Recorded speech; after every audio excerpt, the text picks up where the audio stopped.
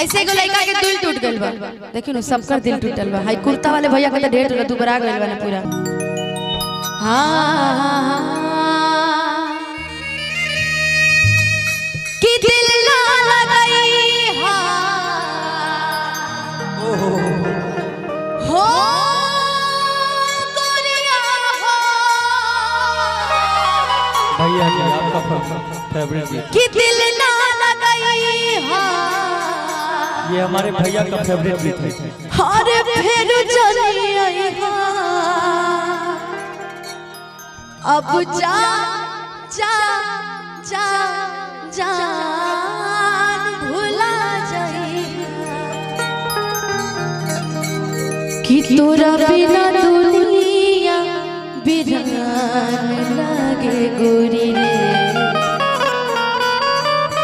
कि जियते शरीरिया हो क्या बात है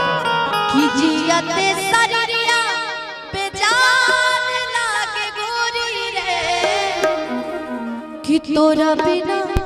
दुनिया बिरान लागे गोरी रे। हम जानत रहने की बेवफाई मिली लेकिन तब वो इस सोच के प्यार करनी कि शायद आज ना तो कल बदल जाए लेकिन ना बदल कि दिल ना लगाई हो गोरिया हो दिल ना लगाई हो फिर चली आई हो अब जा जा जा जान भुला जाई हो अब जा जा जा जा जान भुला जाई हो कि दिल ना लगाई हो फिर चली आई हो अब जा जा जा जान भुला जाई हो अब जा जा जा जा जान भुला जाई हो।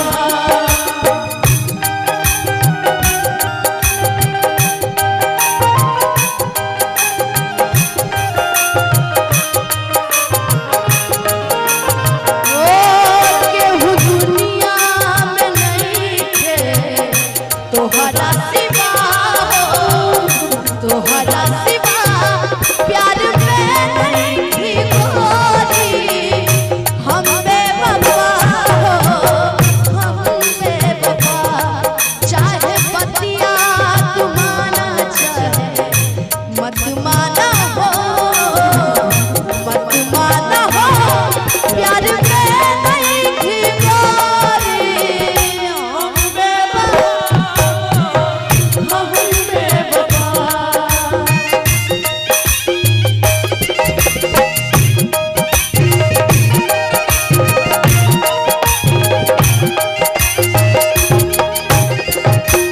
ए जा खाली इतने कमी रहेगी तहाँ के पैसा से प्यार रहे और हमरा के तहाँ से भैया सुनिए ना जी जी मयंक भैया की तरफ से हमको और आपको ये आशीर्वाद मिला लेकिन आप ही रख लीजिए क्योंकि अच्छा आपको अच्छा मैं ही रख हाँ, बिल्कुल हो हमरा प्यार के बदला में बोला का दिल पाड़ू तू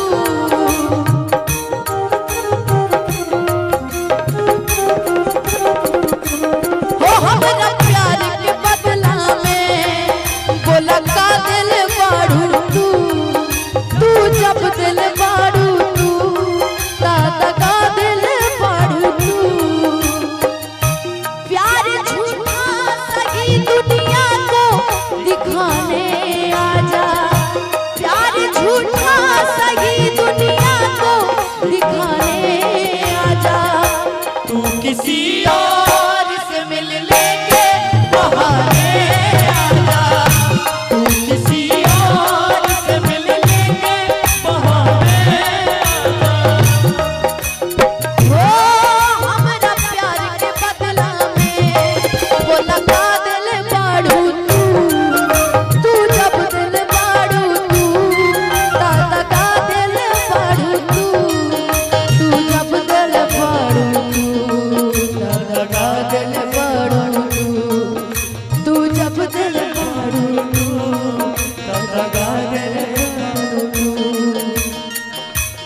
सुना ना